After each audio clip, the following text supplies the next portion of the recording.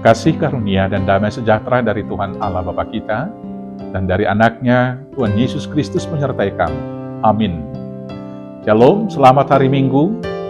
Mari kita dengarkan firman Tuhan pada minggu ini, yaitu dari surat Rasul Paulus kepada jemaat di Galatia, pasal 6, dimulai dari ayat 1 sampai dengan ayat 10, demikian firman Tuhan.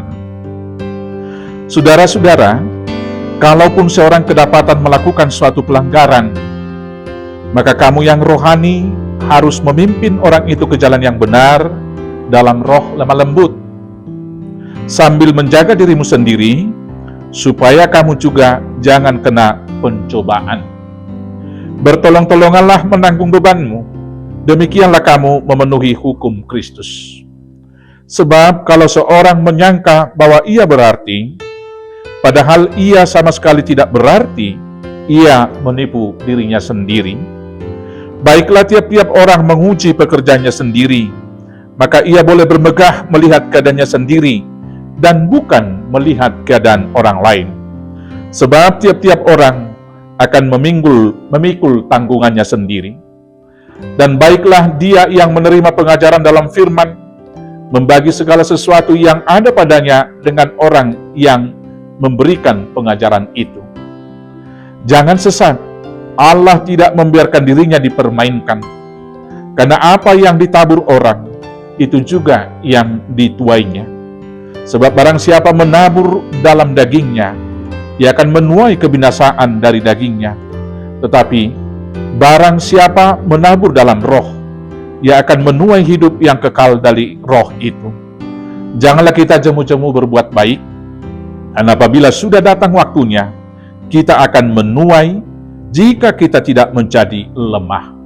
Karena itu, selama masih ada kesempatan bagi kita, marilah kita berbuat baik kepada semua orang, tetapi terutama kepada kawan-kawan kita seiman. Demikianlah firman Tuhan. Saudaraku yang terkasih dalam Yesus Kristus, idealnya hidup manusia itu adalah hidup dalam persekutuan, tidak boleh hidup sendiri. Itu seturut dengan firman Tuhan yang berkata, tidak baik kalau manusia itu seorang diri saja. Tujuan daripada hidup bersama itu adalah untuk saling menolong satu dengan yang lain. Karena tidak ada satupun manusia yang sempurna dapat melakukan segala sesuatunya dalam menjalankan kehidupannya. Yang kedua, saling melengkapi. Laki-laki dan perempuan menjadi manusia yang sempurna. Dan dalam saling melengkapi ini, mereka boleh saling menasehati, saling menopang satu yang lain. Untuk satu tugas panggilan, yaitu menyaksikan kemuliaan Tuhan.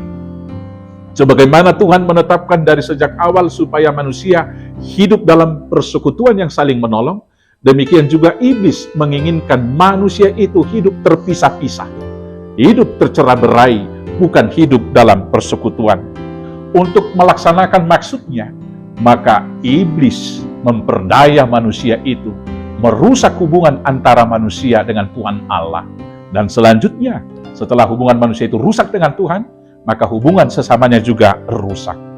Dalam situasi yang demikianlah kita saat ini diperhadapkan juga dengan tantangan dalam keutuhan persekutuan kita, baik di tengah keluarga, di tengah-tengah masyarakat, dan di gereja.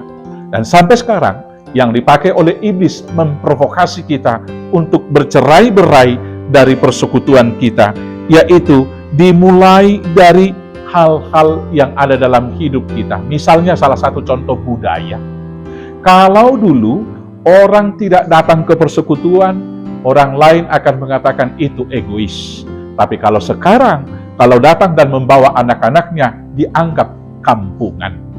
Ada lagi hal yang membuat kita semakin jauh satu dengan yang lain, yaitu COVID-19 yang telah melanda hidup kita kurang lebih 2 tahun, telah membawa kebiasaan bagi kita, kebiasaan yang baru, yaitu bekerja dari rumah, social distance, dan juga ketika kita menutup diri satu dengan yang lain dengan memakai masker. Maka perjuangan bagi kita untuk hidup dalam persekutuan adalah sesuatu yang harus kita usahakan terus-menerus. Hari ini firman Tuhan mengajar kita supaya dalam hidup persekutuan itu kita senantiasa saling menolong satu dengan yang lain. Maka tugas yang pertama dalam persekutuan untuk saling menolong di ayat 1 di sana dikatakan bahwa kita yang rohani memimpin saudara-saudara kita yang tersesat jalannya dari kebenaran Tuhan. Adalah tugas tanggung jawab tiap orang percaya untuk membawa saudara-saudaranya yang tersesat dari jalan Tuhan, tetapi harus hati-hati, harus dengan roh yang lemah lembut. Yang berikutnya, dalam mengajak saudara kita yang lain, kita juga waspada menjaga diri sendiri, itu di ayat 1, supaya kita juga jangan jatuh ke dalam pencobaan. Dan selanjutnya, kita harus melakukan evaluasi, apakah memang kita sudah berguna dalam hidup manusia, hidup persekutuan kita.